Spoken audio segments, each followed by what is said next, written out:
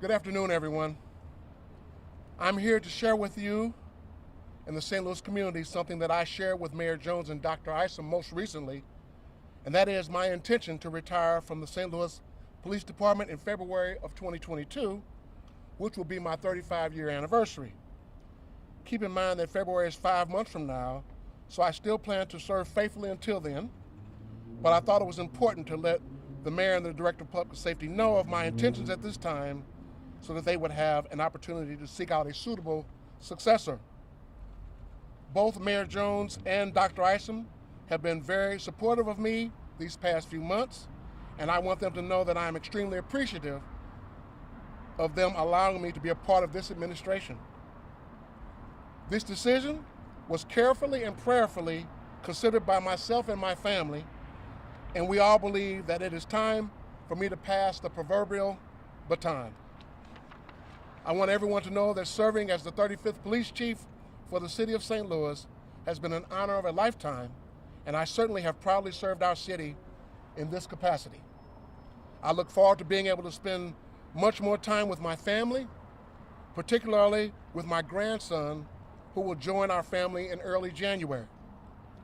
I believe that the St. Louis Police Department is the best police department in the world because it has always been blessed to have the most hardworking and dedicated employees assembled at any given time. I want to thank the St. Louis community for allowing me the opportunity to serve as police commissioner for the past 4 years. Again, it has been an honor of a lifetime to serve our city in this role. Thank you so much.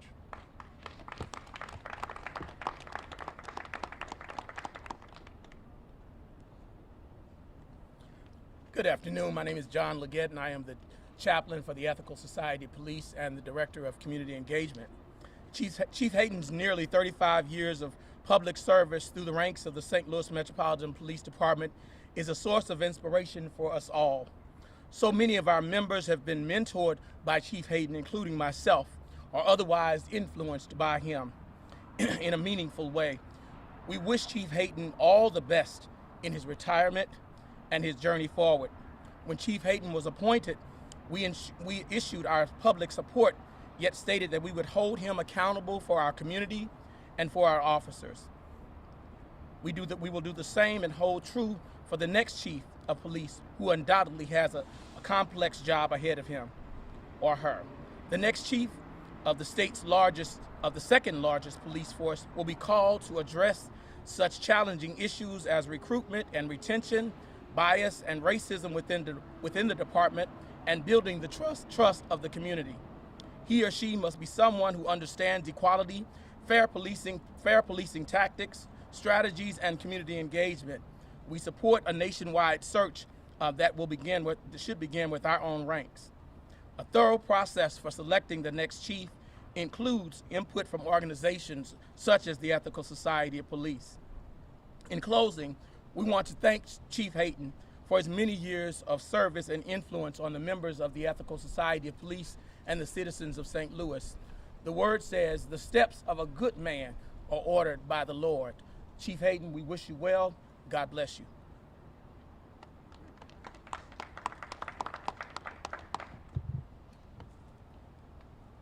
Good afternoon. This is a very important day for our city, and I want to thank Chief Hayden for his decades of service to the people of St. Louis. Chief Hayden came to my administration to let us know about his intention to retire in February. We're grateful for his deep dedication to the city and his willingness to work across administrations. Chief Hayden has been an ally in our effort to reimagine and improve public safety, from supporting our efforts to direct funding towards preventive programs, to connect the right professional to the right call. He's worked with our administration to change police patrols and implement other solutions. While we have more work to do and more months to go, I'm encouraged that homicides are down 35% from this time last year. But he's not leaving us this very moment. Chief Hayden will remain in his role into 2022. But we are starting our search now, so we are prepared. That involves casting a wide net for qualified individuals. We will look nationwide as well as locally for our next police chief. Our next chief will play a vital role in citywide efforts to re-envision and reimagine public safety. They will have to be forward-thinking and ready to collaborate with communities across the city and across this region. They will guide officers to focus on violent crimes, partner with community members to ensure responsive community policing, and engage in efforts to remove policing issues better solved through behavioral health interventions and civilian interventions. Our process will be public. I repeat, our process will be public. So starting today, I'm encouraging every resident of our city to weigh in on a survey for our next police chief. It's located on the city's website. We'll have 2 listening sessions planned for October and a public town hall in the works. Building off the public's questions, we will create a questionnaire for top candidates and have them respond before the town hall.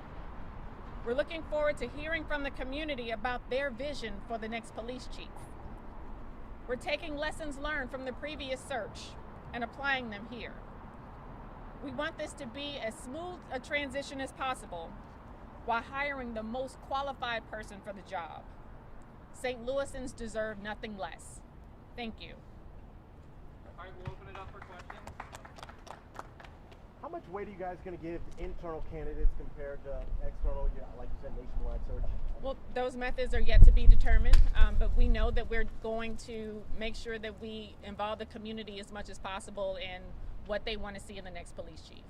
What do you want to see in the next police chief? What are some of the qualifications or tendencies, habits, things like that? Well, that person has to be a dedicated public servant, number one, but also dedicated to re-envisioning and reimagining public safety, to deploying the right professional to the right call, to making sure that we have a multitude of different professionals within our public safety department. Are there any candidates that you have off of the top of your mind, Mayor Jones, that you would like to step in? No, I don't. I've just we're going to do a nationwide search and locally as well, and hire the best qualified person for the job. How important is diversity? Diversity is extremely important. It's very important. So we'll be, again, looking for the most qualified person for the job, but also paying attention to diversity as well. We've never had a woman police chief. We've never had a woman of color or a black woman. So that's going to be important as well. One of the things you talked about in your candidacy is reorganizing the police department, reimagining, so to speak. Is this a move in that direction? Is that going to help, take it to where you ultimately need to go, or? Well, the police chief has already been very supportive of the moves that the changes that we've made so far by our changes with cops and clinicians and deploying the right professional to the right call, the changes to make sure that we have different professionals responding to different calls. So the police chief has been very supportive so far in our preventive measures. Mayor, were you surprised with the decision by Chief Hayden? A little bit. I didn't know he was reaching 35 years, but I was a little bit surprised, yes. Rick Garson, do you have anything that you want to say? If you have a question, Yeah.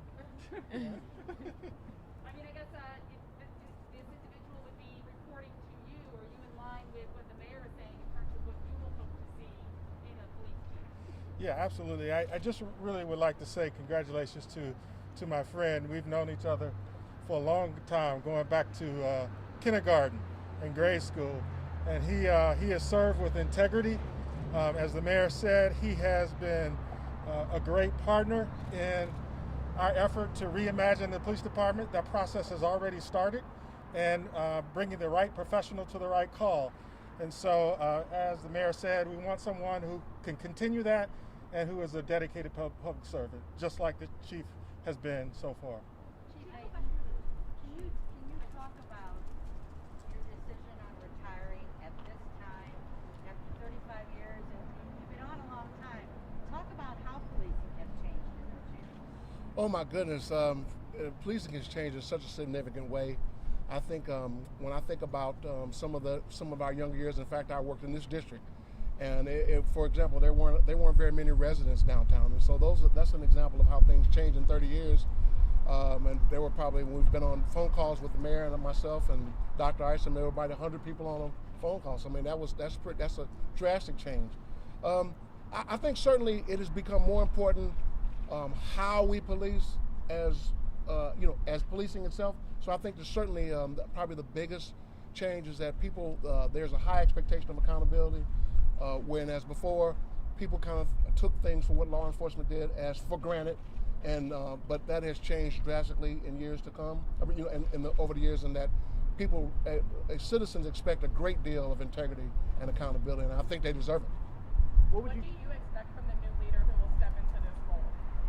Oh, I certainly expect to kind of align with the mayor. Of course, the mayor and the director of public safety are going to pick the person, but again, I think that the person has to be a person of high integrity, a person that realizes that what you do, or rather how you do it, is just important as getting the job done. And so a lot of accountability with respect to our interaction with the public. What are you most looking forward to in retirement?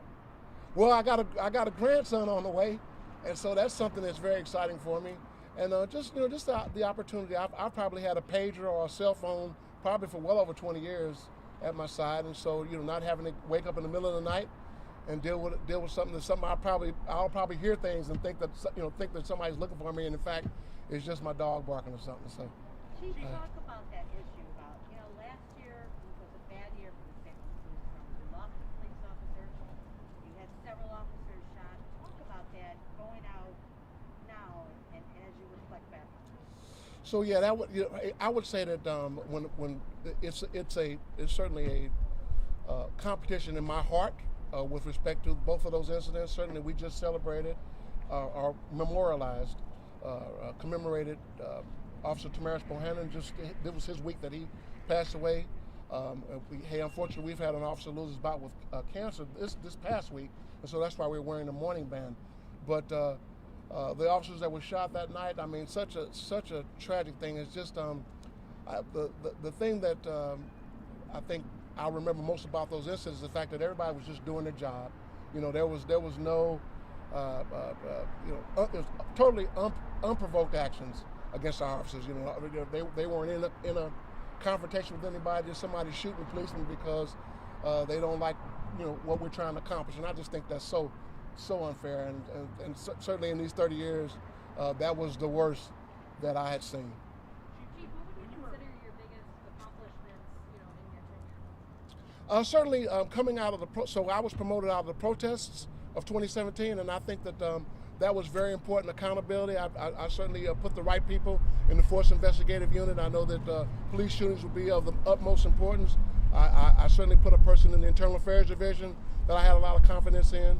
I certainly made a promotion in the person that's over our CDT team, and so I think that coming out of the protests, what we learned from that is that folk really expect high level of accountability for officers. I think I've accomplished that. What were your biggest challenges? Biggest challenges I think might arguably be going on right now. I mean, when we're competing for the best officers in the region, and they can go other places for and make more money with less demands, I think that's very challenging. I know you had one of your big programs was the rectangle and the triangle in Dutchtown, North St. Louis. Talk about the success of those, and are those going to be around even after you close the books on your career? Well, certainly we've kind of evolved out of that. I think what we're doing now with mission zones, it's kind of it's the rectangle with a closer lens. But hey, I think some of the neighborhoods that get a lot of violent crime are well known to the community, and so naturally we're in those spots. But I would suspect that they will continue with mission zones and really try to focus as close as they can on crime movement as it occurs. Chief, 4 years ago, when you were going through the selection process, it was in the context of, as you said, the protests. People wanted something different, and they, through your term here, you've had, trials over officers who were beaten during those protests and who were prosecuted. In some ways, some of those things have not changed. What is the next chief who's going to be coming in? What work is still left to do in the sense of the challenges that were facing you when you entered the department? Right. So I would say that when it comes to integrity and accountability, I think so. The beatings happened before I became chief, and so what I've done is try to ensure that the officer accountability was to the level that we don't have incidents whereby the public is outraged, and then we get a lot of protests. And if you think about it, based on naturally the George Floyd incident affected the nation, but based on behavior of our officers, I don't think that we've had that I can recall some major protests or some major outrage about officers in my tenure. The protests from 2017 had dozens of civil actions, a lot of lawsuits. We went to 130 protests last year. We don't have any lawsuits. And so I think we've learned, and I think that during my administration, that was very important to me, and I think it shows. What if the lessons from the Luther Hall trial specifically? There are still protesters from that incident who had lawsuits. There's a lot of questions left over the officers' behavior in those protests before you were chief, of course. What of those aspects are still left, and what did you take from that trial and from that information coming out of how your officers there did behave in that incident? Sure. So I think the first thing you do is that you let people know that is unacceptable, and I think that, like I said, we've done that in many ways by any time that there's a similar situation, and we haven't had one, is that, hey, you have to hold people accountable. The public expects that if something serious happens, that serious consequences occur, and I think that we've done that, and so I think that that's the lessons that we've learned. But more importantly, I think officers have not found themselves in predicaments like that because they know the serious consequences. Yeah, one more. Mayor or the public safety director, the St. Louis County is also looking for a chief right now. How do you envision that shaping your search, or maybe even policing in St. Louis as both are searching for public safety leadership? We haven't spoken with the county about their search. They have a different sort of process when it comes to how their policing department is structured. So we haven't spoken with the county about their search. Do you hope that it would be someone who would be interested in additional cooperation, any kind of, keeping of the departments? Or? Well, yeah, absolutely. We are speaking with the county and making sure that we are being more collaborative in that sense. So we would hope that whoever is hired in the city and the county also is open to being more collaborative and working together a lot more. Mayor Jones, one more if you don't mind. A lot of the decision processes that you guys go through, you really involve the community in that. And not to say that it is a strategy, but is that part of your overall strategy to regain that trust between our police department, the community, and also the government officials we have? Yes, absolutely. I've always held the belief that we work for the people, not the other way around. All right, thank you all very much.